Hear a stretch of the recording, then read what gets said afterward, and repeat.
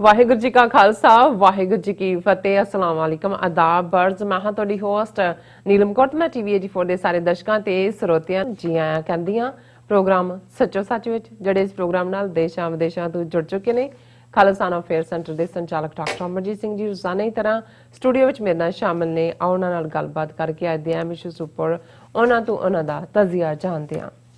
ਜੀ ਡਾਕਟਰ ਸਾਹਿਬ ਵਾਹਿਗੁਰੂ ਜੀ ਕਾ ਖਾਲਸਾ ਵਾਹਿਗੁਰੂ ਜੀ ਕੀ ਫਤਿਹ। हाँ जी नीलम कौर जी ਤੁਹਾਨੂੰ ਵੀ ਤੇ ਦੁਨੀਆ ਭਰ ਚ ਬੈਠੇ ਸਾਡੇ ਟੀਵੀ 84 ਦੇ ਬਹੁਤ ਹੀ ਪਿਆਰੇ ਸੋਹਣੇ ਸੁਨੱਖੇ ਸਿਆਣੇ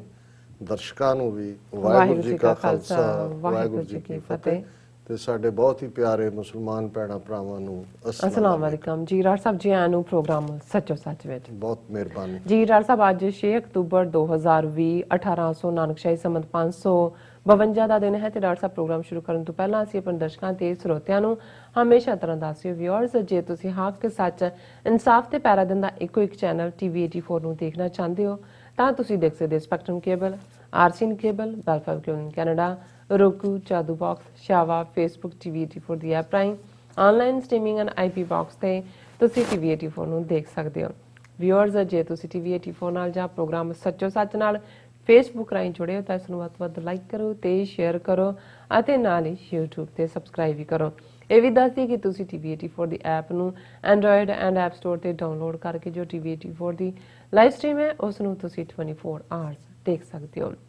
ਵਿਊਅਰਸ, ਹੁਣ ਅਸੀਂ ਆਪਣੇ ਪ੍ਰੋਗਰਾਮ ਦੀ ਸ਼ੁਰੂਆਤ ਕਰਾਂਗੇ ਅੱਜ ਦੇ ਪਹਿਲੇ ਅਹਿਮ ਇਸ਼ੂ ਦੇ ਨਾਲ ਕਿ ਕਿਸ ਤਰ੍ਹਾਂ ਚੀਨ ਅਤੇ ਅਮਰੀਕਾ ਜਿਹੜੇ ਵਿਚਾਲੇ ਜਿਹੜਾ ਟਕਰਾਅ ਨੂੰ ਅੱਗੇ ਵਧਾਉਂਦਿਆਂ ਅਮਰੀਕਾ ਨੇ ਆਸਟ੍ਰੇਲੀਆ, ਜਾਪਾਨ, ਭਾਰਤ ਅਤੇ ਸਾਊਥ ਕੋਰੀਆ ਤੇ ਆਧਾਰਿਤ ਕੁਵੈਡ ਨਾਂ ਦੇ ਜਿਹੜੇ ਗਰੁੱਪ ਦੀ ਇੱਕ ਅਹਿਮ ਮੀਟਿੰਗ ਜਿਹੜੀ ਹੈ ਉਹ ਟੋਕੀਓ ਜਾਪਾਨ ਵਿੱਚ ਕੀਤੀ, ਜਿਸ ਵਿੱਚ ਅਮਰੀਕਾ ਦੇ secretary of state Mike Pompeo ਨੇ ਸ਼ਮੂਲੀਅਤ ਕੀਤੀ ਹੈ ਔਰ ਕੁਵੈਡ ਦਾ ਮੁੱਖ ਮਕਸਦ ਚੀਨ ਨੂੰ ਫੌਜੀ ਤੌਰ ਤੇ ਸਮੁੰਦਰ ਵਿੱਚ ਅਤੇ ਆਰਥਿਕ ਤੌਰ ਤੇ ਘੇਰਨਾ ਹੈ। ਸੋ ਚੀਨ ਨੇ ਇਸ ਨੂੰ ਤੰਜ ਨਾਲ ਮਿਨੀ ਨੈਟੋ ਦਾ ਨਾਂ ਦਿੱਤਾ ਹੈ। ਸੋ ਹੁਣ ਇਹ ਦੇਖਣਾ ਹੈ ਕਿ ਜਿਹੜੀ ਇਹ ਮੀਟਿੰਗ ਹੈ ਕੁਵੈਡ ਚੀਨ ਦੇ ਵੱਧਦੇ ਅਸਰ ਨੂੰ ਰੋਕਣ ਵਿੱਚ ਕਾਮਯਾਬ ਹੋਏਗੀ। ਇਸ ਬਾਰੇ ਆਪਾਂ ਵਿਚਾਰ ਚਰਚਾ ਕਰਨ ਜਾ ਰਹੇ ਹਾਂ। ਸੋ ਅਸੀਂ ਚਾਹਾਂਗੇ ਕਿ ਤੁਸੀਂ ਸਟਾਰਟਿੰਗ ਤੋਂ ਲੈ ਕੇ ਐਂਡ ਤੱਕ ਸਾਡੇ ਨਾਲ ਇਸੇ ਤਰ੍ਹਾਂ ਹੀ ਬਣੇ ਰਹਿਣਾ। ਦੇਖਣ ਸੁਣਨ ਲਈ ਤੁਹਾਡਾ ਸਭ ਦਾ ਬਹੁਤ ਬਹੁਤ ਸ਼ੁਕਰੀਆ। ਜੀ ਡਾਕਟਰ ਸਾਹਿਬ, ਕੀ ਵਿਚਾਰਾਂ ਨੇ ਪਹਿਲੇ ਮੁੱਦੇ ਬਾਰੇ? ਦੇਖੋ, ਦੁਨੀਆ ਦੇ ਵਿੱਚ ਕਈ ਕੁਝ ਚੱਲ ਰਿਹਾ ਹੈ। ਅਰਮੀਨੀਆ ਔਰ ਅਜ਼ਰਬਾਈਜਾਨ ਦੀ ਟੱਕਰ ਵੀ ਬਰਾਬਰ ਹੈ। ਅਮਨ ਕਾਇਮ ਕਰਨ ਦੇ ਲਈ ਜਿਵੇਂ ਅਸੀਂ ਕੱਲ ਵੀ ਦੱਸਿਆ ਸੀ ਕਿ ਈਰਾਨ ਵੀ ਜੰਪ ਕਰ ਰਿਹਾ ਹੈ, ਰੂਸ ਦਾ ਵੀ ਯਤਨ ਹੈ। ਲੇਕਿਨ ਜਿਸ ਪਾਸੇ ਅੱਖਾਂ ਲੱਗੀਆਂ ਹੋਈਆਂ ਸੀ ਦੁਨੀਆ ਦੀਆਂ, ਖਾਸ ਤੌਰ ਤੇ ਜਿਹੜੇ ਉਸ ਖਿੱਤੇ ਦੇ ਮਾਹਿਰ ਨੇ ਕਿ ਜਿਹੜੀ ਕੁਆਡਰੀਲੇਟਰਲ ਜਿਹੜਾ ਡਾਇਲੋਗ ਦੇ ਨਾਂ ਥੱਲੇ ਜਿਸ ਥਾਟ ਦੀ ਸ਼ੁਰੂਆਤ ਤਾਂ 2005 ਦੇ ਵਿੱਚ ਜਦੋਂ ਸ਼ਿੰਜ਼ੋ ਐਬ ਜਿਹੜੇ ਪਹਿਲੇ ਜਾਪਾਨ ਦੇ ਪ੍ਰਾਈਮ ਮਿਨਿਸਟਰ ਸੀ, ਹੁਣ ਤਾਂ ਉਹਨਾਂ ਨੇ ਰਿਜ਼ਾਈਨ ਕਰ ਦਿੱਤਾ ਹੈ, ਸੁਨਾਮੀ ਆਈ ਔਰ ਇਹ ਸਾਰੇ ਖਿੱਤੇ ਦੇ ਵਿੱਚ ਜ਼ਾਹਰ ਹੈ ਸੁਨਾਮੀ ਓਰੀਜੀਨੇਟ ਜਾਪਾਨ ਤੋਂ ਔਰ ਫਿਰ ਉਹਦਾ ਪ੍ਰਭਾਵ ਆਸਟ੍ਰੇਲੀਆ 'ਚ ਵੀ, ਇੰਡੀਆ ਦੇ ਵੀ ਨਿਕੋਬਾਰ ਆਈਲੈਂਡ ਉਹਨਾਂ ਜਿਹੜੇ ਨੇ ਜਜ਼ੀਰੇ ਉਹਨਾਂ ਨੇ ਵੀ ਕਬੂਲਿਆ ਔਰ ਹੋਰ ਵੀ ਉਹਦਾ ਨੁਕਸਾਨ ਹੋਇਆ। ਸੋ ਉਹਨਾਂ ਨੇ ਉਦੋਂ ਤਾਂ ਇਸ ਗੱਲ ਨੂੰ ਇੱਕ ਹਿਊਮੈਨੀਟੇਰੀਅਨ ਏਡ ਦੇ ਤੌਰ ਤੇ ਉਹਨਾਂ ਨੇ ਸੁਜੈਸਟ ਕੀਤਾ ਸੀ ਕਿ ਆਪਸ 'ਚ ਤਾਵਨ ਹੋਣਾ ਚਾਹੀਦਾ ਹੈ। ਲੇਕਿਨ ਫਿਰ ਅਸੀਂ ਦੇਖਦੇ ਹਾਂ ਕਿ 2017 ਤੱਕ ਪਹੁੰਚਦੇ ਹਾਂ ਅਮਰੀਕਾ ਨੂੰ, ਕਿਉਂਕਿ ਉਦੋਂ ਤੱਕ ਪ੍ਰੈਜ਼ੀਡੈਂਟ ਟਰੰਪ ਦੀ ਜਿਹੜੀ ਹੈ ਉਹ ਟਰਮ ਉਸ ਤੋਂ ਪਹਿਲਾਂ ਸ਼ੁਰੂ ਹੋ ਚੁੱਕੀ ਸੀ 2016 ਦੇ ਵਿੱਚ। ਔਰ ਉਹਨਾਂ ਨੂੰ ਇਹ ਲੱਗਾ ਕਿ ਵੀ ਚੀਨ ਨੂੰ ਜੇ ਸਮੁੰਦਰਾਂ ਦੇ ਵਿੱਚ ਵੀ ਘੇਰਨਾ ਹੈ, ਆਰਥਿਕ ਤੌਰ ਤੇ ਜਿਹੜਾ ਚੀਨ ਨੇ ਆਲਮੋਸਟ 6-7 ਸਾਲ ਪਹਿਲਾਂ ਜਿਹੜਾ one road one belt initiative ਸ਼ੁਰੂ ਕੀਤਾ ਔਰ 70 ਦੇਸ਼ਾਂ ਦੇ ਵਿੱਚ ਉਸ ਦਾ ਨੈਟਵਰਕ ਹੀ ਨਹੀਂ, ਬਾਕੀ ਤਾਂ ਚਲੋ ਕੋਈ ਮੀਟਿੰਗਸ ਇੱਥੇ ਹੋ ਰਹੀਆਂ ਜਾਂ ਮਤੇ ਪਕਾਉਣ ਵਾਲੀ ਗੱਲ ਹੀ ਹੈ, ਲੇਕਿਨ 70 ਦੇਸ਼ਾਂ ਦੇ ਵਿੱਚ ਚੀਨ ਨੇ ਆਲਰੇਡੀ ਆਪਣੇ ਪੈਰ ਪਸਾਰੇ ਔਰ ਆਪਣੇ ਬਲਬੂਤੇ ਤੇ, ਕਿਉਂਕਿ ਬਹੁਤ ਸਾਰੀਆਂ ਥਾਵਾਂ ਤੇ ਇਨਫਰਾਸਟ੍ਰਕਚਰ ਡਿਵੈਲਪ ਕਰਨ ਦੇ ਵਿੱਚ ਫਾਈਨੈਂਸ਼ੀਅਲ ਹੈਲਪ ਕੀਤੀ, ਪੂਰੀ ਨੈਟਵਰਕਿੰਗ ਬਣਾਈ। ਔਰ ਇਹ ਕਿਉਂਕਿ ਇਨੀਸ਼ੀਏਟਿਵ ਆਲਮੋਸਟ 2013 ਤੋਂ ਚੀਨ ਨੇ ਸ਼ੁਰੂ ਕੀਤਾ ਔਰ ਅਮਰੀਕਾ ਇਸ ਨੂੰ ਲੈ ਕੇ ਫਿਕਰਮੰਦ ਵੀ ਸੀ। ਔਰ ਇਸ ਦੇ ਨਾਲ ਨਾਲ ਸਾਊਥ ਚਾਈਨਾ ਸੀ ਜਿੱਥੇ ਕਿ ਚੀਨ ਨੇ ਆਰਟੀਫਿਸ਼ੀਅਲ ਆਈਲੈਂਡ ਬਣਾਏ ਨੇ ਔਰ ਉਹਦਾ ਪੂਰਾ ਉੱਥੇ ਦਬਦਬਾ ਉਹਨੇ ਕਾਇਮ ਕੀਤਾ ਹੈ। ਉਸ ਮੁੱਦੇ ਦੇ ਉੱਤੇ ਜਾਪਾਨ ਦੇ ਨਾਲ ਵੀ, ਕਿਉਂਕਿ ਜਾਪਾਨ ਚੀਨ ਦੀ ਜਿੱਥੇ ਪੁਰਾਣੀ ਹੋਸਟਿਲਿਟੀ ਹੈ ਹਿਸਟੋਰੀਕਲ, ਉੱਥੇ ਇੱਕ ਜ਼ਮਾਨਾ ਸੀ ਕਿ ਲੈਂਡ ਨੂੰ ਲੈ ਕੇ ਜਾਂ ਜ਼ਮੀਨ ਦੇ ਉੱਤੇ ਕਿਹਦਾ ਕਬਜ਼ਾ ਹੈ, ਪਰ ਜਦੋਂ ਤੋਂ ਤੇਲ ਨਿਕਲਿਆ, ਤੇਲ ਤਾਂ ਪਹਿਲਾਂ ਲੈਂਡ ਚੋਂ ਹੀ ਨਿਕਲਿਆ, ਮਿਡਲ ਈਸਟ 'ਚ ਅਸੀਂ ਦੇਖਦੇ ਹਾਂ ਲੀਬੀਆ, ਔਰ ਜੇ ਅਫਰੀਕਨ ਕੰਟੀਨੈਂਟ ਦੀ ਵੀ ਅਸੀਂ ਗੱਲ ਕਰੀਏ ਤੇ ਬਹੁਤ ਸਾਰਾ ਰੌਲਾ ਤੇ ਲੈ ਦੇ ਕੇ ਇਹਨਾਂ ਨੈਚੁਰਲ ਰਿਸੋਰਸਿਸ ਨੂੰ ਲੈ ਕੇ ਹੀ ਹੈ। ਔਰ ਪਿਛਲੇ ਦਿਨਾਂ 'ਚ ਮੈਂ ਟਰੈਵਲ ਕਰ ਰਿਹਾ ਸੀ ਔਰ ਊਬਰ ਦੇ ਡਰਾਈਵਰ ਜਿਹੜੇ ਕਿ ਮੋਰਾਕਨ ਮੂਲ ਦੇ ਮਿਸਟਰ ਯਾਸੀਨ, ਬੜਾ ਪੜ੍ਹਿਆ ਲਿਖਿਆ ਮਕੈਨੀਕਲ ਇੰਜੀਨੀਅਰ ਉੱਥੋਂ, ਔਰ ਮੇਰਾ ਇਹ ਹਮੇਸ਼ਾ ਇੰਟਰਸਟ ਵੀ ਹੁੰਦਾ ਹੈ ਕਿ ਮੈਂ ਗੱਲਬਾਤ ਵੀ ਕਰਦਾ ਹਾਂ ਔਰ ਕੁਝ ਸਿੱਖਣ ਦੀ ਕੋਸ਼ਿਸ਼ ਵੀ ਹੁੰਦੀ ਹੈ। ਔਰ ਮੈਂ ਮੋਰਾਕੋ ਔਰ ਉਹਨਾਂ ਦੀ ਪੋਲਿਟਿਕਸ ਔਰ ਅੱਜ ਕੀ ਚੱਲ ਰਿਹਾ ਪਹਿਲਾਂ ਕੀ, ਔਰ ਮੈਨੂੰ ਕਈ ਵਾਰੀ ਹੈਰਾਨੀ ਭਰੀ ਖੁਸ਼ੀ ਹੁੰਦੀ ਹੈ ਕਿ ਬਹੁਤ ਸਾਰੇ ਇਹਨਾਂ ਖਿੱਤਿਆਂ ਦੇ ਲੋਕ, ਭਾਵੇਂ ਲੱਗਦਾ ਹੁੰਦਾ ਕਿ ਵੀ ਉਹ ਟੈਕਸੀ ਚਲਾ ਰਹੇ ਨੇ ਜਾਂ ਦੂਸਰੇ ਔਡ ਜੌਬ ਕਰ ਰਹੇ ਨੇ, ਪਰ ਉਹਨਾਂ ਦੀ ਕਾਫੀ ਪਕੜ ਹੁੰਦੀ ਹੈ ਇਸ਼ੂਜ਼ ਦੇ ਉੱਤੇ। ਉਹਨਾਂ ਨੂੰ ਇਹ ਵੀ ਪਤਾ ਹੈ ਵੀ ਕਿਵੇਂ ਕਲੋਨੀਅਲ ਪਾਵਰਸ ਨੇ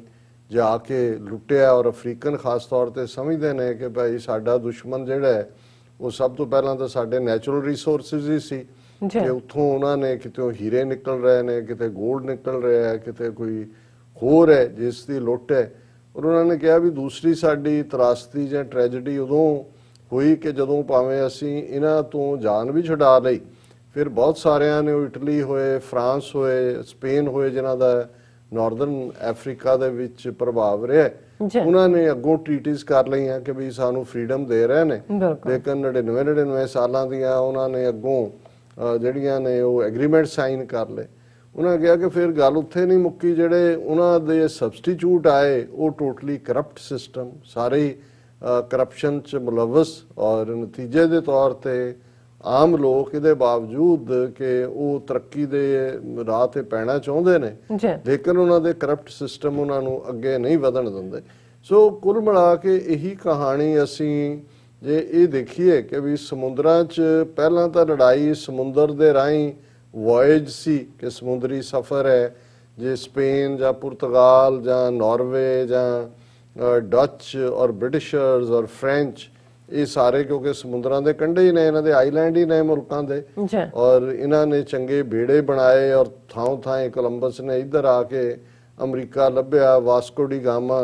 ਜਿਹੜਾ ਪੋਰਤੁਗੀਜ਼ ਜਿਹੜਾ ਉਹ ਉੱਥੇ ਗੋਆ ਪਹੁੰਚ ਗਿਆ, ਕੋਚੀਨ ਪਹੁੰਚ ਗਿਆ। ਸੋ ਉਦੋਂ ਤਾਂ ਇਹ ਸੀ ਕਿ ਲੈਂਡ ਨੂੰ ਲੁੱਟਣ ਦੇ ਲਈ ਜਿੱਥੇ ਜਿੱਥੇ ਹੈ ਵੀ ਕਿਹੜੇ ਫਾਸਟ ਰਸਤੇ ਨੇ, ਔਰ ਸਮੁੰਦਰਾਂ 'ਚ ਬੇੜਿਆਂ ਦੀ ਇੰਪਰੂਵਮੈਂਟ ਹੁੰਦੀ ਚਲੀ ਗਈ, ਔਰ ਉਹਦੇ ਨਾਲ ਨਾਲ ਫਿਰ ਕਿਹਦੇ ਕੋਲ ਜੰਗੀ ਜਿਹੜਾ ਨੇਵੀ ਹੈ, ਕਿਹਦੀ ਨੇਵੀ ਸਟਰੋਂਗ ਹੈ। ਆਟੋਮਨ ਐਮਪਾਇਰ ਇੱਕ ਸਟੇਜ ਤੇ 600-700 ਸਾਲ ਸਾਰੇ ਪਾਸੇ ਸੀ, ਔਰ ਉਹਨਾਂ ਦੀ ਆਪਣੀ ਨੇਵੀ ਵੀ ਸੀ, ਬਟ ਅਲਟੀਮੇਟਲੀ ਯੂਰਪ ਦੇ ਸਾਹਮਣੇ ਪਛੜਨਾ ਸ਼ੁਰੂ ਹੋਇਆ। ਪਰ ਜਦੋਂ ਸਮੁੰਦਰ ਦੇ ਵਿੱਚੋਂ ਤੇਲ ਜਾਂ ਦੂਸਰੇ ਰਿਸੋਰਸਿਸ ਦੀ ਗੱਲ ਹੋਈ, ਫਿਰ ਲੜਾਈ ਸਮੁੰਦਰ ਦੇ ਪਾਣੀਆਂ ਨੂੰ ਲੈ ਕੇ ਵੀ ਹੋਈ, ਔਰ ਅਸੀਂ ਦੇਖਦੇ ਹਾਂ ਕਿ ਕਿਵੇਂ ਜਿਹੜਾ ਸਾਊਥ ਚਾਈਨਾ ਸੀ ਦੇ ਵਿੱਚ ਜਿਹੜਾ ਟਕਰਾਅ, ਉਹਦਾ ਵੱਡਾ ਕਾਰਨ ਉਹਦੇ ਰਿਸੋਰਸਿਸ ਦਾ ਹੋਣਾ। ਬੇਸ਼ੱਕ ਇੰਟਰਨੈਸ਼ਨਲ ਲਾਅ ਬਣੇ ਕਿ ਇਹ ਜੀ ਐਰੋਨੌਟਿਕਸ ਮਾਈਲਸ ਨੇ, ਇਹਨਾਂ ਦੇਸ਼ ਦੀ ਹੱਦ ਦੇ 20 ਮੀਲ ਤੱਕ ਕਿ ਕਿੰਨੇ ਤੱਕ, ਸ਼ਾਇਦ 200 ਮੀਲ ਤੱਕ ਖੁੱਲ੍ਹ ਹੈ, ਉਹਦੀ ਹੱਦ ਹੈ। ਫਿਰ ਕਦੋਂ ਉੱਥੇ ਕਿਹੜੀ ਪਾਣੀ ਦੇ ਉੱਤੇ ਲੀਕ ਖਿੱਚੀ ਹੋਈ ਹੈ, ਕਿੱਥੋਂ ਕਿਹਦਾ ਸ਼ੁਰੂ ਹੁੰਦਾ ਹੈ, ਕੀ ਐਂਡ ਹੁੰਦਾ ਹੈ। ਔਰ ਇਸ ਸਾਰੇ ਦੇ ਵਿੱਚ ਯੂਰਪ ਦੇ ਨਾਲ ਅਮਰੀਕਾ ਜਦੋਂ ਸੈਕੰਡ ਵਰਲਡ ਵਾਰ ਤੋਂ ਬਾਅਦ ਪਾਵਰ ਦੇ ਤੌਰ ਤੇ ਉੱਭਰਿਆ, ਫਿਰ ਇਸ ਗੱਲ ਨੂੰ ਵੀ ਯਕੀਨੀ ਬਣਾਇਆ ਗਿਆ ਵੀ ਜਿੱਥੇ ਜਿੱਥੇ ਬ੍ਰਿਟਿਸ਼ਰ ਬੇਸ ਸੀ, ਜੇ ਉਹਨਾਂ ਨੇ ਛੱਡੇ ਵੀ ਕਿਤੇ ਤੇ ਅਮਰੀਕਨ ਆ ਗਏ। ਅਸੀਂ ਡੀਗੋ ਗਾਰਸ਼ੀਆ ਦੇਖਦੇ ਹਾਂ ਆਪਣੇ ਗੁਆਂਢ ਦੇ ਵਿੱਚ, ਜਾਂ ਇਸ ਦੇ ਨਾਲ ਈਵਨ ਛੋਟੇ ਛੋਟੇ ਹੋਰ ਥਾਵਾਂ ਦੇ ਉੱਤੇ ਵੀ ਕਿੱਥੇ ਅੰਡੇਮਾਨ ਨਿਕੋਬਾਰ ਨੂੰ ਲੈ ਕੇ ਉਹਦੀ ਕੀ ਇੰਪੋਰਟੈਂਸ ਹੈ, ਜਾਂ ਹੁਣ ਜੇ ਮਾਲਦੀਵਸ ਦੇ ਉੱਤੇ ਇੱਕ ਕੱਲ ਅਸੀਂ ਜ਼ਿਕਰ ਕੀਤਾ ਸੀ ਕਿ ਉਹ ਭਾਰਤ ਦੇ ਇਨਫਲੂਐਂਸ ਤੋਂ ਨਿਕਲਣਾ ਚਾਹੁੰਦਾ ਔਰ ਚੀਨ ਦੇ ਨਾਲ ਵੀ ਸੰਬੰਧ ਬਣਾਉਣਾ ਚਾਹੁੰਦਾ। ਸੋ ਇਹਨਾਂ ਜਜ਼ੀਰਿਆਂ ਦੀ ਜਾਂ ਇਹਨਾਂ ਆਈਲੈਂਡਸ ਦੀ ਇੱਕਦਮ ਅਹਿਮੀਅਤ ਬਣ ਗਈ, ਕਿਉਂਕਿ ਬਹੁਤ ਕੁਝ ਜਿਹੜੀ ਲੜਾਈ ਦਾ ਪਲੇਟਫਾਰਮ ਹੈ ਉਹ ਕੱਲਾ ਲੈਂਡ ਨਹੀਂ, ਲੈਂਡ ਨਾਲੋਂ ਜ਼ਿਆਦਾ ਸੀ ਇੰਪੋਰਟੈਂਟ ਹੋ ਗਿਆ, ਔਰ ਉਹਦੇ ਰਿਸੋਰਸਿਸ। ਔਰ ਹੁਣ ਵੀ ਜੇ ਅਜ਼ਰਬਾਈਜਾਨ ਔਰ ਅਰਮੀਨੀਆ ਦੀ ਟਸਲ ਵੀ ਦੇਖੀਏ, ਟਰਕੀ ਜਿਹੜਾ ਕਿ ਵਾਪਸ ਉੱਭਰ ਰਿਹਾ ਇੱਕ ਪਾਵਰ ਦੇ ਤੌਰ ਦੇ ਉੱਤੇ, ਔਰ ਅਜ਼ਰਬਾਈਜਾਨ ਦੇ ਕੋਲ ਬਹੁਤ ਸਾਰਾ ਜਿਹੜਾ ਹੈ ਉਹ ਆਇਲ ਹੈ, ਗੈਸ ਹੈ, ਔਰ ਹੁਣ ਟਰਕੀ ਡਿਪੈਂਡ ਕਰਦਾ ਹੈ ਰਸ਼ੀਆ ਔਰ ਦੂਜਾ, ਕਿਉਂਕਿ ਟਰਕੀ ਕੋਲ ਆਪਣਾ ਤਾਂ ਸ਼ਾਇਦ 2% ਤੋਂ ਵੀ ਜ਼ਿਆਦਾ ਨਹੀਂ ਹੈ ਜਿੰਨੇ ਕੁ ਉਹਨਾਂ ਦੀਆਂ ਲੋੜਾਂ ਨੇ। ਸੋ ਉਹ ਕਿਉਂਕਿ ਅਜ਼ਰਬਾਈਜਾਨ ਦੇ ਨਾਲ ਕਰ ਰਿਹਾ, ਔਰ ਇਹ ਜਿਹੜਾ ਖਿੱਤਾ ਸਿਆਹ ਮਾਊਂਟੇਨਸ ਦਾ, ਕਾਲੇ ਪਹਾੜਾਂ ਦਾ, ਇਹ ਜਿਹੜਾ ਸਦੀਆਂ ਤੋਂ ਟਕਰਾ ਚ ਰਿਹਾ, ਆਲ ਆਫ ਏ ਸਡਨ ਆ ਰਿਹਾ। ਔਰ ਉਧਰ ਦੂਸਰਿਆਂ ਦੇ ਪ੍ਰਭਾਵ ਨੇ, ਚਾਈਨਾ ਵੀ ਸਾਰੀਆਂ ਸਿਚੁਏਸ਼ਨਸ ਨੂੰ ਦੇਖ ਰਿਹਾ। ਜੀ ਸੋ ਇਸ ਸਾਰੇ ਦੇ ਵਿੱਚ ਅਮਰੀਕਾ ਨੇ ਜਦੋਂ 2017 ਤੱਕ ਪਹੁੰਚਦੇ ਆ ਇਹ ਦੇਖਿਆ ਕਿ ਵੀ ਚੀਨ ਨੂੰ ਘੇਰਨ ਦੇ ਲਈ, ਔਰ ਜ਼ਾਹਰ ਹੈ ਕਿ ਭਾਰਤ ਨੂੰ ਬੇਸ਼ੱਕ ਚੀਨ ਨੇ ਕਦੇ ਵੀ ਨਾ ਹੀ ਕਦੇ ਰਾਈਵਲ ਪਾਵਰ ਸਮਝਿਆ, ਨਾ ਹੀ ਉਹਨਾਂ ਨੇ ਭਾਰਤ ਨੂੰ ਕੋਈ ਅਹਿਮੀਅਤ ਦਿੱਤੀ। ਉਹ ਤਾਂ ਆਪਣੇ ਆਪ ਨੂੰ ਕਿਉਂਕਿ ਮਿਡਲ ਕਿੰਗਡਮ ਕਹਿੰਦੇ ਨੇ, ਔਰ ਉਹ ਤਾਂ ਅਮਰੀਕਾ ਦੇ ਨਾਲ ਹੀ ਉਹਨਾਂ ਦਾ ਸੀ ਜਿਹੜਾ ਐਜ਼ ਏ ਆਰਥਿਕ ਪਾਵਰ, ਫਾਈਨੈਂਸ਼ੀਅਲ ਔਰ ਫਿਰ ਮਿਲਟਰੀ ਪਾਵਰ। ਔਰ ਜ਼ਾਹਰ ਹੈ ਕਿ ਚਾਈਨਾ ਇਸ ਵੇਲੇ $15 ਟ੍ਰਿਲੀਅਨ ਦੇ ਨਾਲ ਦੁਨੀਆ ਦੀ ਦੂਸਰੀ ਵੱਡੀ ਇਕਨੋਮੀ ਹੈ ਅਮਰੀਕਾ ਤੋਂ ਬਾਅਦ। ਔਰ ਮਿਲੀਟੈਰਲੀ ਈਵਨ ਪੈਂਟਾਗਨ ਦੀ ਰਿਪੋਰਟ ਦੇ ਵਿੱਚ US ਕਾਂਗਰੈਸ਼ਨਲ ਹੀਅਰਿੰਗ ਸਾਹਮਣੇ ਆਇਆ ਕਿ ਉਹਨਾਂ ਦੀ ਜਿਹੜੀ ਨੇਵਲ ਫੋਰਸ ਹੈ ਉਹ ਅਮਰੀਕਾ ਨਾਲੋਂ ਜ਼ਿਆਦਾ ਹੈ। ਬੇਸ਼ੱਕ ਅਮਰੀਕਾ ਮੋਰ ਸਫਿਸਟੀਕੇਟ ਹੈ, ਅਜੇ ਅਮਰੀਕਾ ਨੂੰ ਕੋਈ ਉਸ ਲੈਵਲ ਦਾ ਚੈਲੰਜ ਤਾਂ ਨਹੀਂ ਹੈ, ਲੇਕਿਨ ਅਮਰੀਕਨ ਹੋਣ ਜਾਂ ਯੂਰਪੀਅਨ ਹੋਣ ਇਹ ਲੌਂਗ ਟਰਮ ਪਲਾਨ ਕਰਦੇ ਨੇ ਵੀ ਗੱਲ ਅੱਗੇ ਕਿੱਧਰ ਨੂੰ ਜਾਏਗੀ। ਹੁਣ ਇਹ ਗੱਲ ਸ਼ਾਇਦ ਹੋਰ ਵੀ ਵਿਦ ਟੀਥ ਹੁੰਦੀ 2017 ਚ ਜਦੋਂ ਇਸ ਨੂੰ ਬੇਸ਼ੱਕ ਆਈਡੀਆ ਜਿਵੇਂ ਮੈਂ ਕਿਹਾ 2005 ਦੀ ਸੁਨਾਮੀ ਵੇਲੇ ਆਇਆ, ਲੇਕਿਨ ਜਿਹੜਾ ਇਸ ਦਾ ਇੱਕ ਫਾਰਮਲ ਕਿ ਭਈ ਇੰਡੀਅਨ ਓਸ਼ਨ ਜਿਹਨੂੰ ਇਹ ਕਹਿੰਦੇ ਨੇ, ਉਧਰ ਚਾਈਨਾ ਸੀ ਕਿਹਾ ਜਾਂਦਾ ਹੈ, ਉਧਰ ਅਰੇਬੀਅਨ ਓਸ਼ਨ ਕਿਹਾ ਜਾਂਦਾ ਹੈ, ਲੈ ਦੇ ਕੇ ਇਹਨਾਂ ਦਾ ਜਾਂ ਪੈਸੀਫਿਕ ਓਸ਼ਨ ਦੇ ਨਾਂ ਨਾਲ ਜਾਣਿਆ ਜਾਂਦਾ ਹੈ। ਸੋ ਆਲ ਆਫ ਏ ਸਡਨ ਪਿਛਲੇ 2-3 ਸਾਲ ਚ ਇੰਡੋ ਪੈਸੀਫਿਕ ਲਫ਼ਜ਼ ਨੂੰ ਉਭਾਰਿਆ ਗਿਆ ਔਰ ਫਿਰ ਇਹ ਆਇਆ ਕਿਉਂਕਿ ਆਸਟ੍ਰੇਲੀਆ ਬੇਸ਼ੱਕ ਆਪਣੇ ਆਪ ਚ ਵੀ ਇੱਕ ਕੰਟੀਨੈਂਟ ਹੈ, ਪਰ ਪੈਸੀਫਿਕ ਓਸ਼ਨ ਦੇ ਨਾਲ ਔਰ ਇਧਰੋਂ ਜਾਪਾਨ ਔਰ ਉਧਰ ਚਾਈਨਾ, ਇਹ ਸਾਰੇ ਦਾ ਜਿਹੜਾ ਹੈ ਉਹ ਬਣਦਾ। ਸੋ ਇਹ ਜਿਹੜਾ ਕੁਆਡਰੀਲੇਟਰਲ ਡਾਇਲੌਗ ਦਾ ਕਨਸੈਪਟ, ਬੇਸ਼ੱਕ ਇਹਨੂੰ ਪਹਿਲਾਂ ਤਾਂ ਜਦੋਂ ਸ਼ਿੰਜ਼ੋ ਐਬ ਨੇ ਪ੍ਰਮੋਟ ਕੀਤਾ, ਮੈਂ ਕਿਹਾ ਵੀ ਹਿਊਮੈਨਿਟੇਰੀਅਨ ਏਡ ਲਈ ਸੀ ਕਿ ਕਿਵੇਂ ਇੱਕ ਦੂਜੇ ਦੀ ਮਦਦ ਤੇ ਪਹੁੰਚਿਆ ਜਾਏ। ਫਿਰ ਇਹਦੇ ਚੋਂ ਦੂਸਰੀ ਗੱਲ ਆਈ ਕਿ ਵੀ ਕਿਵੇਂ ਅਸੀਂ ਸਪਲਾਈ ਚੇਨ ਬਿਹਤਰ ਕਰੀਏ, ਕੋਈ ਨਾ ਕੋਈ ਉਹਦਾ ਇਕਨੋਮਿਕਲ ਕੀ ਲਾਹਾ ਲਿਆ ਜਾ ਸਕਦਾ। ਲੇਕਿਨ ਲੇਟਲੀ ਇਹਨੂੰ ਜਦੋਂ ਅਮਰੀਕਾ ਨੇ ਔਰ ਖਾਸ ਤੌਰ ਤੇ ਟਰੰਪ ਐਡਮਿਨਿਸਟ੍ਰੇਸ਼ਨ ਦੇ ਥੱਲੇ ਇਹਨੂੰ ਇਵੇਂ ਹੀ ਦੇਖਿਆ ਜਾਣ ਲੱਗਾ, ਜਾਂ ਇਹਨੂੰ ਇਵੇਂ ਹੀ ਜਿਹੜੀ ਹੈ ਇਸ ਦੀ ਬਣਤਰ ਨੂੰ ਬਣਾਇਆ ਜਾਣ ਲੱਗਾ ਜਿਵੇਂ ਜਦੋਂ ਸੈਕੰਡ ਵਰਲਡ ਵਾਰ ਤੋਂ ਬਾਅਦ ਸੋਵੀਅਤ ਯੂਨੀਅਨ ਇੱਕ ਪਾਵਰ ਦੇ ਤੌਰ ਤੇ ਉੱਭਰਿਆ, ਇਧਰੋਂ ਯੂਨਾਈਟਿਡ ਸਟੇਟਸ ਆਫ ਅਮਰੀਕਾ ਉੱਭਰਿਆ, ਔਰ ਯੂਰਪ ਦੇ ਵਿੱਚ ਬੇਸ਼ੱਕ ਯੂਰਪੀਅਨ ਕੋਲੋਨੀਅਲ ਪਾਵਰਸ ਇੱਕ ਸਟੇਜ ਤੇ ਉਹਨਾਂ ਨੇ ਦੁਨੀਆ ਸਾਰੀ ਜਿਹੜੀ ਆ ਉਹ ਕੋਲੋਨਾਈਜ਼ ਕੀਤੀ ਹੋਈ ਸੀ, ਪਰ ਬ੍ਰਿਟਿਸ਼ ਅੰਪਾਇਰ ਦਾ ਸੂਰਜ ਵੀ ਅਸਤ ਹੋਇਆ ਔਰ ਬਾਕੀ ਪਾਵਰਸ ਵੀ ਸਿਮਟਣੀਆਂ ਸ਼ੁਰੂ ਹੋਈਆਂ।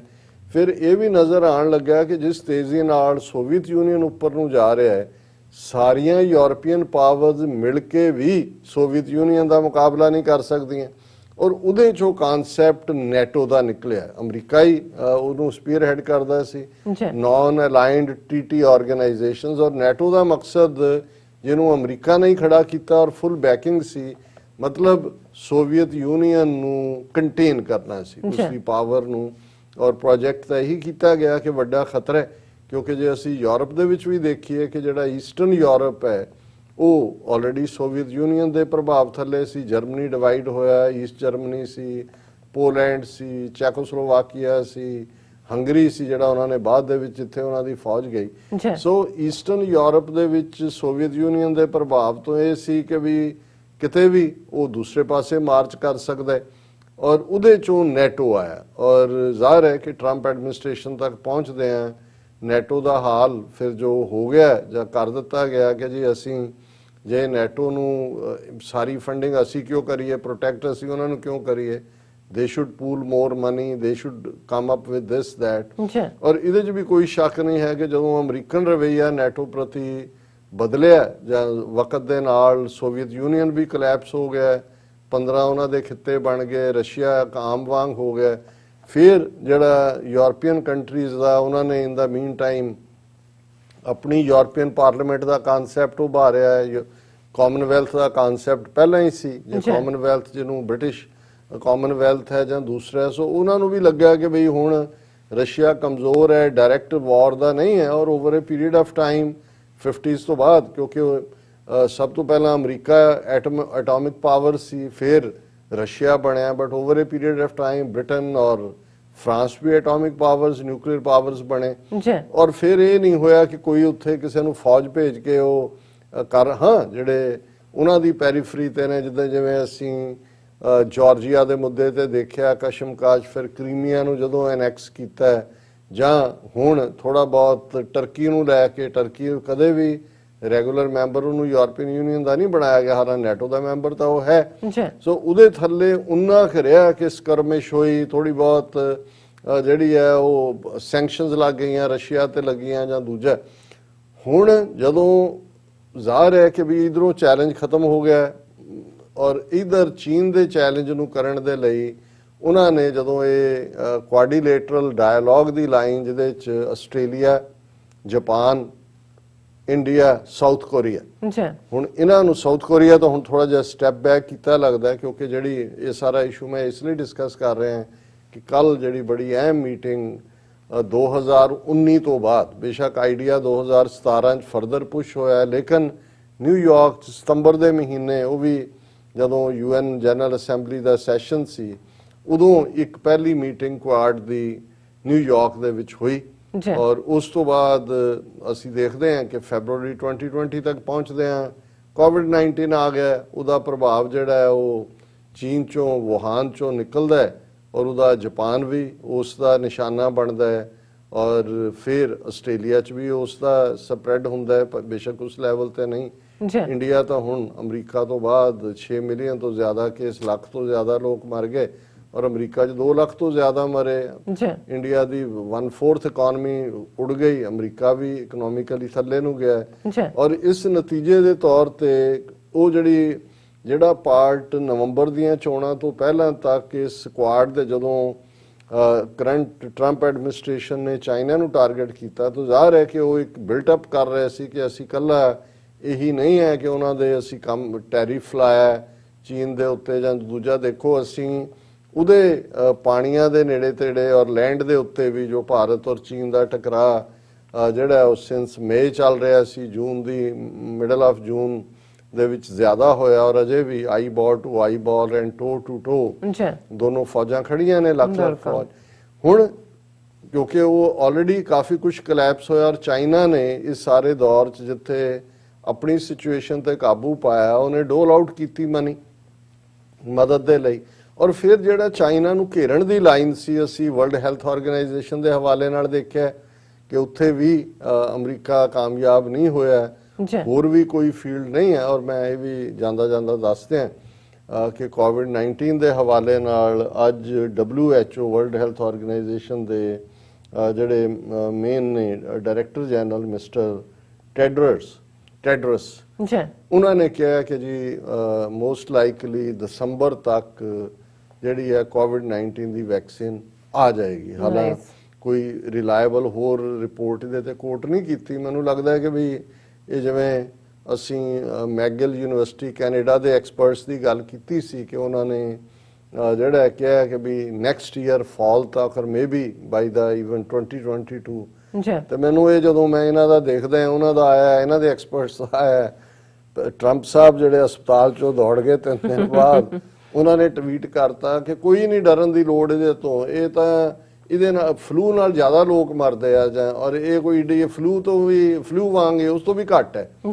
ਔਰ ਇਹਨੂੰ ਲੈ ਕੇ ਫਿਰ ਹੁਣ ਉਹਨਾਂ ਦਾ ਉਹ ਟਵੀਟ ਵੀ ਜਿਹੜਾ ਉਹ ਰਿਮੂਵ ਕਰਤਾ ਉਹਨਾਂ ਨੇ। ਉਹਨਾਂ ਕਿਹਾ ਵੀ ਇੱਕ ਪਾਸੇ ਇਹ ਚੱਲ ਰਿਹਾ ਸੋ ਇਸ ਕਿਸਮ ਦਾ ਚੱਲ ਹੀ ਰਿਹਾ ਪਰ ਇਹ ਜਦੋਂ ਹੁਣ ਵੈਕਸੀਨ ਦੀ ਗੱਲ ਹੁੰਦੀ ਹੈ ਕਿ ਵੀ WHO ਕੀ ਕਹਿ ਰਿਹਾ ਐਕਸਪਰਟਸ ਕੀ ਕਹਿ ਰਹੇ ਨੇ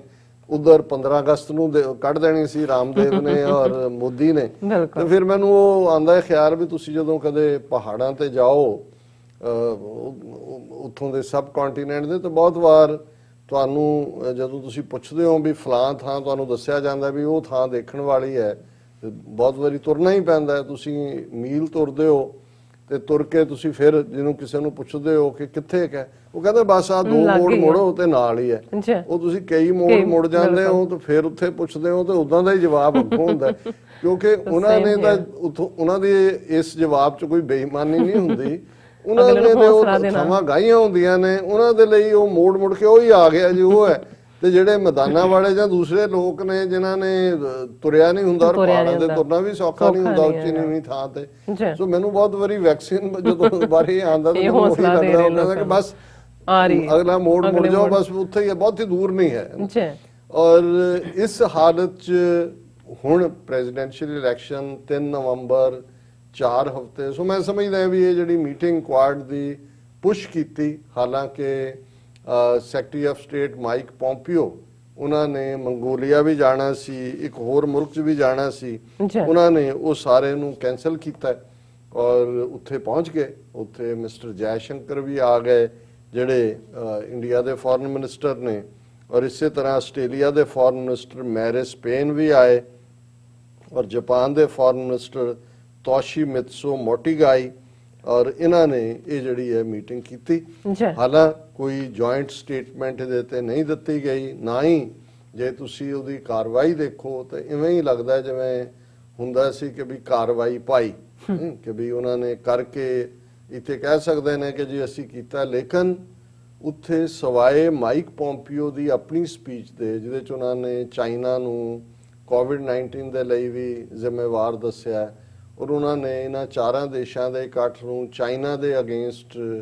ਲਾਈਨ ਦਿੱਤੀ, ਔਰ ਚਾਈਨਾ ਨੇ ਠੀਕ ਸਮਝਿਆ। ਚਾਈਨਾ ਨੇ ਆਲਰੇਡੀ ਮੈਂ ਨੈਟੋ ਦਾ ਜ਼ਿਕਰ ਕੀਤਾ ਸੀ, ਸੋ ਚਾਈਨਾ ਨੇ ਇਸ ਸਾਰੀ ਕਵਾਇਦ ਨੂੰ ਜਿਹੜੀ ਕਿ ਚਾਈਨਾ ਦੇ ਖਿਲਾਫ ਹੈ, ਉਹਨਾਂ ਨੇ ਮਿੰਨੀ ਨੈਟੋ ਦਾ ਨਾਂ ਦਿੱਤਾ, ਔਰ ਉਹਨਾਂ ਨੇ ਕਿਹਾ ਕਿ ਵੀ ਇਹ ਚਾਈਨਾ ਦੇ ਇੰਟਰਸਟ ਨੂੰ ਹਾਰਮ ਕਰਨ ਲਈ ਹੈ ਔਰ ਇਹਦੇ 'ਚ ਇਹ ਸਕਸੈਸਫੁਲ ਨਹੀਂ ਹੋਣਗੇ। ਔਰ ਮਾਈਕ ਪੋਂਪੀਓ ਨੇ ਤੇ ਖੁੱਲ੍ਹ ਕੇ ਕਿਹਾ ਕਿ ਵੀ ਇਹ ਜਿਹੜਾ ਚਾਈਨਾ ਨੂੰ ਅਸੀਂ ਘੇਰਾਂਗੇ as partners in this quad. It's more critical now that ever that we collaborate to protect our people and partners from Chinese Communist Party's exploitation, corruption and coercion, Mr. Pompeo said in his initial remarks. ਉਹਨਾਂ ਨੇ opening ਦੇ ਵਿੱਚ ਹੀ ਇਹ ਕਿਹਾ ਕਿ ਵੀ we have seen it in the south, in the East China Sea, the Mekong, the Himalayas, India-China conflict ਦਾ ਜ਼ਿਕਰ, the Taiwan states. These are just a few examples. ਔਰ ਫਿਰ ਉਹਨਾਂ ਨੇ ਕੋਵਿਡ ਦੀ ਕਵਰ ਅਪ ਲਈ ਚੀਨ ਨੂੰ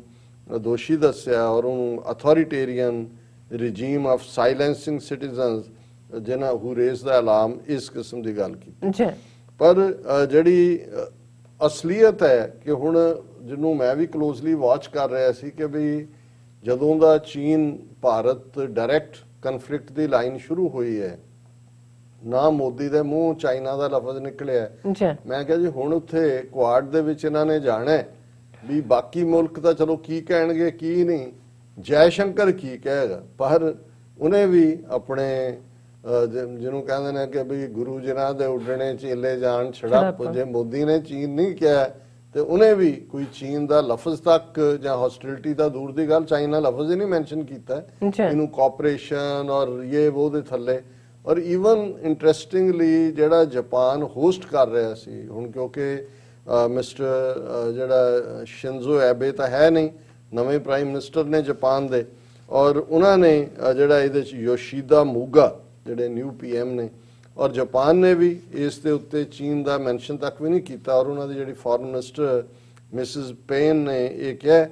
ਕਿ Quad has a positive agenda and described it as a diplomatic network assisting democracies that believe in reign governed by rules, not power. ਉਹਨੇ ਵੀ ਕੋਈ ਉਹਨੇ ਕਿਹਾ ਜੀ ਇੱਕ ਡਿਪਲੋਮੈਟਿਕ ਨੈਟਵਰਕ ਹੈ ਔਰ ਇਸ ਚੋਂ ਅਸੀਂ ਇਹਨੂੰ ਪੋਜ਼ਿਟਿਵਲੀ ਦੇਖਦੇ ਹਾਂ। ਔਰ ਜੈ ਸ਼ੰਕਰ ਨੇ ਇਹ ਕਿਹਾ ਕਿ ਵੀ ਅਸੀਂ ਜਿਹੜੀਆਂ ਵਾਈਬ੍ਰੈਂਟ ਔਰ ਪਲੂਰਲਿਸਟਿਕ ਡੈਮੋਕ੍ਰੇਸੀਜ਼ ਹੈ ਵਿਦ ਸ਼ੇਅਰਡ ਵੈਲਿਊਜ਼,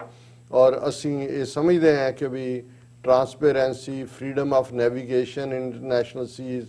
ये हुए, और India would push for collective solutions to global challenges like pandemic and for UN reform. So कोई भी एंटाई चाइना ਜਿਹੜੀ ਲਾਈਨ ਹੈ ਇਹ ਨਹੀਂ ਆਈ, ਔਰ ਇਸ ਦੇ ਨਾਲ ਅਸੀਂ ਦੇਖਦੇ ਹਾਂ ਕਿ ਈਵਨ ਆਸਟ੍ਰੇਲੀਆ ਉਹਨੇ ਵੀ ਉਹਨਾਂ ਦੇ ਫੋਰਨ ਮਿਨਿਸਟਰ ਨੇ ਵੀ ਚਾਈਨਾ ਦਾ ਮੈਂਸ਼ਨ ਨਹੀਂ ਕੀਤਾ। ਸੋ ਮੈਂ ਸਮਝਦਾ ਕਿ ਇਹਦੇ 'ਚ ਐਂ ਹੁੰਦਾ, ਔਰ ਕੋਈ ਜਿਵੇਂ ਮੈਂ ਕਿਹਾ ਜੁਆਇੰਟ ਪ੍ਰੈਸ ਸਟੇਟਮੈਂਟ ਨਹੀਂ ਆਈ। ਸੋ ਹਰ ਕੋਈ ਆਪੋ ਆਪਣਾ ਕ੍ਰੈਡਿਟ ਕਲੇਮ ਕਰ ਸਕਦਾ ਹੈ। ਪ੍ਰੈਜ਼ੀਡੈਂਟ ਟਰੰਪ ਜੇ ਉਹਨਾਂ ਨੂੰ ਡਿਬੇਟ ਦਾ ਮੌਕਾ ਮਿਲਿਆ, ਜਿਹੜੇ ਕਹਿੰਦੇ ਨੇ ਮੈਂ ਕਰਾਂਗਾ, ਔਰ ਬਾਈਡਨ ਕਹਿੰਦਾ ਵੀ ਦੂਰ ਖਲੋਈ ਹੁਣ ਮੇਰੇ ਤੋਂ, ਮੈਂ ਆਲਰੇਡੀ ਬੁੱਢਾ ਆਦਮੀ ਹਾਂ ਤੇਰੇ ਵਾਂਗੂ। ਉਹ ਕਹਿੰਦਾ ਨਹੀਂ, ਉਹੀ ਫਾਰਮੈਟ ਰਹੇਗਾ, ਕਿਉਂਕਿ ਨਵੇਂ ਫਾਰਮੈਟ 'ਚ ਆ ਰਿਹਾ ਹੈ, ਕਿਉਂਕਿ ਟਰੰਪ ਨੇ 140 ਇੰਟਰਪਸ਼ਨਸ ਦੋਨਾਂ ਦੇ ਦੌਰਾਨ ਹੋਈਆਂ। ਸੋ ਜਿਹੜਾ ਨਵੇਂ ਫਾਰਮੈਟ ਦੇ ਵਿੱਚ ਜਿਹੜਾ ਹੋਸਟ ਹੋਏਗਾ, ਜਿਹੜਾ ਐਂਕਰ ਕਰ ਰਿਹਾ, ਉਹਦੇ ਕੋਲ switch on switch off button ਹੋਏਗਾ ਕਿ ਜੇ ਕੋਈ ਇੰਟਰਪਟ ਕਰ ਰਿਹਾ ਤੇ ਉਹ ਆਵਾਜ਼ ਉਹਦੀ ਕੱਟ ਦੇਗਾ, ਤੇ ਉਹ ਪ੍ਰੈਜ਼ੀਡੈਂਟ ਟਰੰਪ ਨੂੰ ਕਬੂਲ ਨਹੀਂ ਹੈ। ਦੇਖੋ ਕਿੱਧਰ ਨੂੰ ਇਹ ਜਾਂਦੀ ਹੈ ਗੱਲ। ਲੇਕਿਨ ਹੁਣ ਅਸੀਂ ਇਹ ਦੇਖਦੇ ਹਾਂ ਕਿ ਵੀ ਭਾਰਤ ਨੇ ਇਸ ਚੋਂ ਕੀ ਖੱਟਿਆ ਕੀ ਗਵਾਇਆ। ਮੀਟਿੰਗ ਤਾਂ ਜਿਵੇਂ ਮੈਂ ਕਿਹਾ ਉਹ ਤਾਂ ਕੋਈ ਐਂਟਾਈ ਨਹੀਂ ਆਈ, ਲੇਕਿਨ ਜਿਹੜੇ ਹੁਣ ਐਨਾਲਿਸਟ ਨੇ ਉਹ ਦੇਖ ਰਹੇ ਨੇ ਕਿ ਵੀ ਇਸ ਸਾਰੇ ਚੋਂ ਭਾਰਤ ਨੂੰ ਕੋਈ ਫਾਇਦਾ ਹੋਣ ਦੀ ਲਾਈਨ ਨਹੀਂ ਹੈ, ਕਿਉਂਕਿ ਇਸ ਤੋਂ ਪਹਿਲਾਂ RCEP ਦਾ ਜਿਹੜਾ ਇੰਡੀਆ ਜਿਹਦੇ ਚੋਂ ਨਿਕਲ ਗਿਆ ਸੀ, ਜੇ ਉਹਨਾਂ ਨੇ ਕਿਹਾ ਵੀ ਇਸ ਚੋਂ ਆਸਟ੍ਰੇਲੀਆ ਜਾਂ ਜਾਪਾਨ ਨੂੰ ਤਾਂ ਜੁਆਇੰਟ ਸਪਲਾਈ ਚੇਨ ਜਾਂ ਦੂਜੇ ਚੋਂ ਫਾਇਦਾ ਹੋ ਸਕਦਾ ਹੈ, ਭਾਰਤ ਨੂੰ ਇਸ ਚੋਂ ਕੋਈ ਫਾਇਦਾ ਹੋਣ ਵਾਲਾ ਨਹੀਂ ਹੈ। ਔਰ ਜਿਹੜਾ ਭਾਰਤ ਨੇ ਜਿਹੜਾ ਏਜੰਡੇ 'ਚ ਵੀ ਕਿਹਾ ਕਿ it's security, vaccination, supply chain, ਇਸ ਸਾਰੇ ਚੋਂ। ਔਰ ਜਿਹੜਾ ਪਾਰਟ ਮੈਂ ਇੱਕ ਫੈਕਟ ਚੈੱਕ ਦੇ ਥੱਲੇ ਰਿਸਰਚ ਕਰਕੇ ਕੱਢਿਆ ਕਿ ਵੀ ਇਹ ਹੁਣ ਕਹਿਣ ਨੂੰ ਜਿਹੜੇ ਇਹਨਾਂ ਦੇ 4 ਦੇਸ਼ਾਂ ਦੀ ਅਸੀਂ ਗੱਲ ਵੀ ਕਰੀਏ ਜਿਨ੍ਹਾਂ ਨੇ ਇਹ ਕੁਆਡ ਡਾਇਲੌਗ ਕੀਤਾ, ਵੀ ਉਹਨਾਂ ਦਾ ਚੀਨ ਦੇ ਉੱਤੇ ਕਿੰਨਾ ਇਸ ਦਾ ਅਸਰ ਹੋਏਗਾ ਔਰ ਇਹਨਾਂ ਦੀ ਹੁਣ ਪ੍ਰੈਜ਼ੈਂਟ ਸਿਚੁਏਸ਼ਨ ਚੀਨ ਨਾਲ ਕੀ ਹੈ। ਔਰ ਹਕੀਕਤ ਇਹ ਹੈ ਕਿ 2013 ਤੋਂ 2017 ਤੱਕ ਭਾਰਤ ਚੀਨ ਦਾ ਸਭ ਤੋਂ ਵੱਡਾ ਟ੍ਰੇਡ ਪਾਰਟਨਰ ਸੀ ਔਰ ਹੁਣ ਵੀ ਦੂਸਰੇ ਨੰਬਰ ਦਾ ਟ੍ਰੇਡ ਪਾਰਟਨਰ ਹੈ। ਜਿਵੇਂ ਮੈਂ ਕਿਹਾ ਵੀ ਇੰਡੀਅਨ ਟ੍ਰੇਡ ਮਿਨਿਸਟਰ ਨੇ ਕਿਹਾ ਜੀ ਅਸੀਂ ਮੋਸਟ ਫੇਵਰਡ ਨੇਸ਼ਨ ਸਟੇਟਸ ਖਤਮ ਨਹੀਂ ਕਰ ਸਕਦੇ ਚੀਨ ਦਾ, ਔਰ ਉਹ ਚੱਲ ਰਿਹਾ ਉਹਨਾਂ ਦਾ ਨਾਰਮਲ। ਸੋ ਅੱਜ ਵੀ ਜਿਹੜਾ ਚੀਨ ਦੁਨੀਆ ਦੇ ਵਿੱਚ ਸਟਫ ਭੇਜਦਾ ਹੈ, ਦੂਸਰਾ ਵੱਡਾ ਟ੍ਰੇਡ ਪਾਰਟਨਰ ਭਾਰਤ ਹੈ। ਔਰ ਜੇ ਇਹਨਾਂ 'ਚ ਹਿੰਮਤ ਹੈ ਤਾਂ ਉਹਨੂੰ ਕੱਟ ਆਫ ਕਰਕੇ ਦਿਖਾਣ। ਫਿਰ ਆਸਟ੍ਰੇਲੀਆ ਜਿਹੜਾ ਇੱਕ ਵੱਡਾ ਅਹਿਮ ਮੈਂਬਰ ਹੈ 4 ਦੇਸ਼ਾਂ 'ਚ, ਜਿਹੜੀਆਂ ਆਸਟ੍ਰੇਲੀਆ ਦੀਆਂ ਐਕਸਪੋਰਟਸ ਨੇ ਕੁੱਲ ਦੁਨੀਆ 'ਚ, ਉਹਦੀ 48.8 ਜਿਹੜਾ % ਐਕਸਪੋਰਟ ਹੈ ਉਹ ਚਾਈਨਾ ਨੂੰ ਹੈ। ਮਤਲਬ ਅੱਧੀ ਐਕਸਪੋਰਟ। ਦਾ ਮਤਲਬ ਇਹ ਹੈ ਕਿ ਉਹਨਾਂ ਦੀ ਫੋਰਨ ਐਕਸਚੇਂਜ ਵੀ ਔਰ ਜਿਹੜੇ ਉਹਨਾਂ ਦੇ ਜੌਬਸ ਜਿਹੜੀਆਂ ਵੀ ਚੀਜ਼ਾਂ ਉਹ ਭੇਜਦੇ ਨੇ ਉਹ ਆਲਮੋਸਟ ਅੱਧੀ ਚੀਨ ਦੇ ਉੱਤੇ ਹੈ। ਸੋ ਚਾਈਨਾ ਤੋਂ ਕੱਟ ਆਫ ਹੋ ਕੇ ਆਸਟ੍ਰੇਲੀਅਨ ਇਕਨੋਮੀ ਜਿਹੜੀ ਹੈ ਖਾਸ ਤੌਰ ਤੇ ਜਿਹੜੀ ਉਹਨਾਂ ਦੀ ਐਕਸਪੋਰਟ ਹੈ ਉਹ ਕਿਵੇਂ ਸਰਵਾਈਵ ਕਰੇਗੀ। ਫਿਰ ਹੁਣ ਅਸੀਂ ਜਾਪਾਨ ਦੇ ਨਾਲ ਗੱਲ ਕਰ ਲਈਏ, ਕਿਉਂਕਿ ਜਾਪਾਨ ਦੇ ਨਾਲ ਹਿਸਟੋਰੀਕਲ ਰਾਈਵਲਰੀ ਵੀ ਹੈ ਔਰ ਇਹ ਸਮਿਟ ਵੀ ਜਿਹੜੀ ਇਹਨਾਂ ਦੀ ਹੈ ਉਹ ਟੋਕੀਓ 'ਚ ਹੁੰਦੀ ਹੈ। ਔਰ 2019 ਦੇ ਵਿੱਚ ਚੀਨ ਔਰ ਜਾਪਾਨ ਦਾ ਜਿਹੜੀ ਬਾਈਲੇਟਰਲ ਟ੍ਰੇਡ ਹੈ ਉਹ 317 ਅਰਬ ਡਾਲਰ ਦੀ ਸੀ, 317 ਬਿਲੀਅਨ ਡਾਲਰ ਦੀ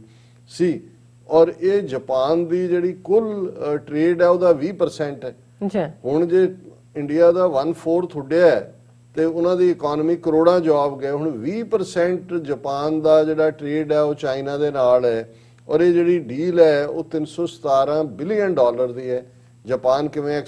ਜਿਹੜਾ ਉਹ ਅਫੋਰਡ ਕਰੇਗਾ ਚਾਈਨਾ ਨਾਲੋਂ ਕੱਟ ਆਫ ਕਰਨਾ। ਹੁਣ ਅਮਰੀਕਾ ਦੀ ਗੱਲ ਕਰ ਲਈ ਹੈ, ਕਿਉਂਕਿ ਪਹਿਲੀ ਡਿਬੇਟ 'ਚ ਵੀ ਬਾਈਡਨ ਨੇ ਟਰੰਪ ਨੂੰ ਕਿਹਾ ਸੀ ਕਿ ਜਿਹੜਾ ਚੀਨ ਦੇ ਨਾਲ ਤੁਹਾਡਾ ਜ਼ਿਆਦਾ ਟ੍ਰੇਡ ਡੈਫਿਸਿਟ ਹੋ ਗਿਆ ਪਿਛਲੇ ਪੀਰੀਅਡ ਦਾ, ਤੁਸੀਂ ਤਾਂ ਕਿਹਾ ਕਿ ਜੀ ਅਸੀਂ ਅਮਰੀਕਾ ਦੀਆਂ ਚੀਜ਼ਾਂ ਅਮਰੀਕਾ 'ਚ, ਬਟ ਟ੍ਰੇਡ ਡੈਫਿਸਿਟ ਹੈਜ਼ ਇਨਕਰੀਜ਼ਡ। ਔਰ ਬਿਲਕੁਲ ਠੀਕ ਗੱਲ ਹੈ ਕਿ ਹੁਣ ਬੇਸ਼ੱਕ ਅਮਰੀਕਾ ਚਾਈਨਾ ਟ੍ਰੇਡ ਵਾਰ ਚੱਲ ਰਹੀ ਹੈ,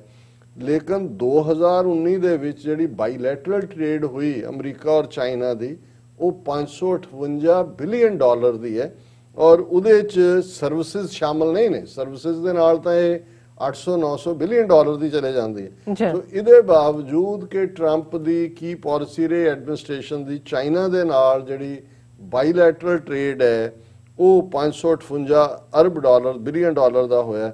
ਔਰ ਈਵਨ ਜੁਲਾਈ ਤੱਕ, ਹੁਣ ਫਰਵਰੀ 'ਚ ਸ਼ੁਰੂ ਹੋਇਆ ਜਦੋਂ ਫਲਾਈਟਸ ਵਗੈਰਾ ਬੰਦ ਕਰ ਦਿੱਤੀਆਂ,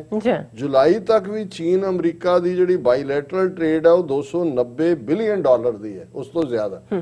ਯਾਨੀ ਇਹਨਾਂ 6 ਮਹੀਨਿਆਂ 'ਚ ਜਦੋਂ ਉਹਨੂੰ ਤੁਸੀਂ ਚਾਈਨੀਜ਼ ਪਲੇਗ ਕੋ, ਵੁਹਾਨ ਵਾਇਰਸ ਕੋ, ਚਾਈਨੀਜ਼ ਵਾਇਰਸ ਕੋ, ਇਹਨਾਂ 6 ਮਹੀਨਿਆਂ 'ਚ ਵੀ 290 ਬਿਲੀਅਨ ਡਾਲਰ ਦੀ ਟ੍ਰੇਡ ਜਿਹੜੀ ਹੈ ਇਹਨਾਂ ਨੇ ਕੀਤੀ ਹੈ। ਔਰ ਹੁਣ ਵੀ ਜਦੋਂ ਅਸੀਂ ਇਹ ਦੇਖ ਰਹੇ ਹਾਂ ਕਿ ਵੀ ਇਸ ਪੀਰੀਅਡ 'ਚ ਹੀ ਉਹਨਾਂ ਨੇ 220 ਅਰਬ ਡਾਲਰ, ਜਦੋਂ 280 ਬਿਲੀਅਨ ਡਾਲਰ ਕਿਹਾ ਜਾ ਰਿਹਾ, ਜੀ ਉਹਦੇ 220 ਬਿਲੀਅਨ ਡਾਲਰ ਦਾ ਸਟਫ ਚੀਨ ਨੇ ਅਮਰੀਕਾ ਨੂੰ ਵੇਚਿਆ ਤੇ 60 ਬਿਲੀਅਨ ਡਾਲਰ ਅਮਰੀਕਾ ਨੇ ਚੀਨ ਨੂੰ ਵੇਚਿਆ। ਸੋ ਉਸ ਤੋਂ ਜਦੋਂ ਬਾਈਡਨ ਨੇ ਕਿਹਾ ਕਿ ਵੀ ਟ੍ਰੇਡ ਡੈਫਿਸਿਟ ਤਾਂ ਵਧਿਆ ਹੈ, ਇਹ ਉਹ ਹੈ ਕਿ ਵੀ ਹੁਣ ਇਹ ਆਸਟ੍ਰੇਲੀਆ ਹੋਏ, ਜਾਪਾਨ ਹੋਏ, ਅਮਰੀਕਾ ਹੋਏ, ਇੰਡੀਆ ਹੋਏ, ਜੀ ਉਹਨਾਂ ਦੀ ਇਹ ਮਜਬੂਰੀ ਹੈ, ਜਿੰਨੀ ਵੱਡੀ ਮਾਰਕੀਟ ਚਾਈਨਾ ਦੀ ਹੈ ਬਿਲਕੁਲ ਔਰ ਜਿੰਨੇ ਕੰਪੋਨੈਂਟ ਹੁਣ ਸਪਲਾਈ ਚੇਨ ਅਸੀਂ ਆਪਣੀ ਬਣਾਵਾਂਗੇ, ਜੇ ਅੱਜ ਸ਼ੁਰੂ ਕਰਨ ਜਿਹੜੇ ਉਹਨਾਂ ਦੀ ਕਿਸੇ 'ਚ ਕੈਪੇਬਿਲਿਟੀ ਨਹੀਂ ਹੈ, ਕਿਉਂਕਿ ਕੋਵਿਡ-19 ਨੇ ਸਭ ਦੀਆਂ ਜਿਹੜੀਆਂ ਨੇ ਉਹ ਇਕਨੋਮੀਜ਼ ਥੱਲੇ ਸੁੱਟ ਦਿੱਤੀਆਂ। ਤੇ ਜੇ ਰਿਕਵਰ ਹੋ ਕੇ ਵੀ ਸੇ 2 ਸਾਲ 'ਚ ਰਿਕਵਰ ਹੁੰਦਾ ਉਹ ਸ਼ੁਰੂ ਕਰਨ ਤੇ ਮਿਨੀਮਮ 10 ਸਾਲ ਲੱਗਣਗੇ ਉਸ ਨੂੰ ਕਰਦੇ ਆ। ਤੇ ਹੁਣ ਜਾਪਾਨ ਔਰ ਭਾਰਤ, ਜਿਹਦੇ ਬਾਰੇ ਪਹਿਲਾਂ ਜਿਵੇਂ ਝੂਲਾ ਹੁਣ ਤਾਂ ਇਹਨੂੰ ਸ਼ੀ ਜਿਨਪਿੰਗ ਨੂੰ ਝੁਲਾਇਆ, ਉਸ ਤੋਂ ਪਹਿਲਾਂ ਜਾਪਾਨ ਦੇ ਸ਼ਿੰਬੋ ਐਬ ਨੂੰ ਝੁਲਾਇਆ ਸੀ। ਔਰ ਦਿਲਚਸਪ ਗੱਲ ਜਾਪਾਨ ਭਾਰਤ ਦੇ ਜਿਹੜੀ ਟ੍ਰੇਡ ਨੂੰ ਲੈ ਕੇ ਸੀ ਕਿ ਵੀ ਜਾਪਾਨ ਜਿਹੜਾ ਹੈ ਉਹ ਹੁਣ ਚਿਕਨ ਐਕਸਪੋਰਟ ਕਰਨਾ ਚਾਹੁੰਦਾ ਹੈ ਭਾਰਤ ਨੂੰ, ਲੇਕਿਨ ਉਹ ਸਿਰਫ ਲੈਗ ਪੀਸ ਭੇਜਣਾ ਚਾਹੁੰਦੇ ਨੇ, ਕਿਉਂਕਿ ਜਿਹੜਾ ਉਹ ਜਾਪਾਨੀ ਬ੍ਰੈਸਟ ਪੀਸ ਪਸੰਦ ਕਰਦੇ ਨੇ, ਲੈਗ ਪੀਸ ਨਹੀਂ ਕਰਦੇ ਪਸੰਦ।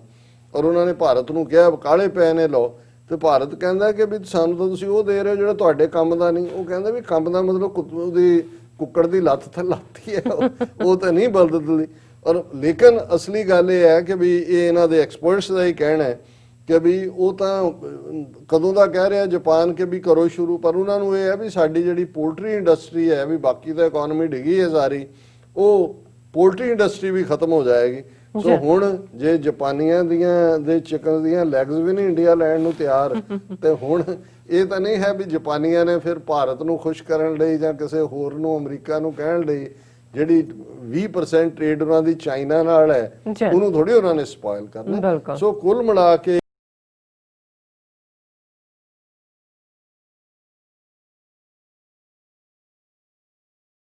भारत ਦੇ ਵਿੱਚ ਵੀ ਕਿ ਆ ਗਏ 4 ਦੇਸ਼ ਇਕੱਠੇ ਹੋ ਗਏ, ਅਬ ਦਿਖਾਏਂਗੇ ਚੀਨ ਕੋ ਤਾਰੇ। ਮੈਂ ਕਿਹਾ ਵੀ ਇਹਨਾਂ ਤਾਰਿਆਂ ਦੀ ਹਕੀਕਤ ਦੱਸ ਦਈਏ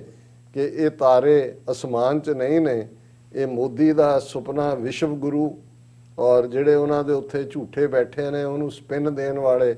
ਉਹਨਾਂ ਨੂੰ ਦਿਲ ਬਹਿਲਾਨੇ ਕੋ ਗਾਲਿਬ, ਇਹ ਖਿਆਲ ਵੀ ਅੱਛਾ ਹੈ, ਇਹਦੇ 'ਚ ਜ਼ਰੂਰ ਖੁਸ਼ ਹੋਣ। ਪਰ ਹਕੀਕਤ ਦੇ ਵਿੱਚ ਇਹ ਐਕਸਰਸਾਈਜ਼ ਇਨ ਨਥਿੰਗ ਹੈ, ਇਸ ਚੋਂ ਕੁਛ ਨਹੀਂ ਹੈ। ਔਰ ਇਹ ਵੀ ਇੱਕ ਜੁਮਲੇਬਾਜ਼ੀ ਹੋਏਗੀ ਕਿ ਵੀ ਅਸੀਂ 4 ਦੇਸ਼ ਇਕੱਠੇ ਕਰ ਦਿੱਤੇ। ਜੀ ਡਾਕਟਰ ਸਾਹਿਬ ਤੁਹਾਡਾ ਬਹੁਤ ਬਹੁਤ ਸ਼ੁਕਰੀਆ, ਤੁਸੀਂ ਪਹਿਲਾਂ ਇਹ ਇਸ਼ੂ ਸਾਡੇ ਦਰਸ਼ਕਾਂ ਨਾਲ ਸਾਂਝਾ ਕੀਤਾ। ਸੋ ਇੱਥੇ ਲੈਣੇ ਬ੍ਰੇਕ ਤੋਂ ਪਹਿਲਾਂ ਅਸੀਂ ਆਪਣੇ ਦਰਸ਼ਕਾਂ ਤੇ ਸਰੋਤਿਆਂ ਨੂੰ ਹਮੇਸ਼ਾ ਤਰ੍ਹਾਂ ਅਪੀਲ ਤੇ ਬੇਨਤੀ ਕਰਦੇ ਹਾਂ ਵਿਊਅਰਸ, ਜਿਸ ਤਰ੍ਹਾਂ ਕਿ ਤੁਸੀਂ ਜਾਣਦੇ ਹੋ ਕਿ ਟੀਵੀ 84 ਇੱਕ ਪੰਥਕ ਚੈਨਲ ਹੈ ਔਰ ਅਸੀਂ ਚਾਹਾਂਗੇ ਕਿ ਤੁਸੀਂ ਟੀਵੀ 84 ਦੀ ਵੱਧ ਤੋਂ ਵੱਧ ਸਪੋਰਟ ਕਰੋ, ਮਾਈਕ ਸਹਾਇਤਾ ਕਰੋ। ਤੁਸੀਂ ਆਪਣੀ ਮਾਈਕ ਸਹਾਇਤਾ ਸਾਡੀ ਵੈਬਸਾਈਟ tv84.tv ਤੇ ਜਾ ਕੇ ਪੇਪਲ ਦੀ ਵਰਤੋਂ ਕਰਕੇ 1 ਟਾਈਮ ਡੋਨੇਟ ਕਰ ਸਕਦੇ ਹੋ, ਮੰਥਲੀ ਡੋਨੇਟ ਵੀ ਕਰ ਸਕਦੇ ਹੋ। ਤੁਸੀਂ ਟੀਵੀ 84 ਦੇ ਨਾਮ ਤੇ ਚੈੱਕ ਬਣਾ ਕੇ ਸਾਨੂੰ ਮੇਲ ਵੀ ਕਰ ਸਕਦੇ ਹੋ ਸਾਡੇ ਇਸ ਪਤੇ ਤੇ 36-01 37th avenue Long Island city, New York 11101 USA, ਜਾਂ ਫਿਰ ਤੁਸੀਂ ਸਾਨੂੰ ਫੋਨ ਰਾਹੀਂ ਵੀ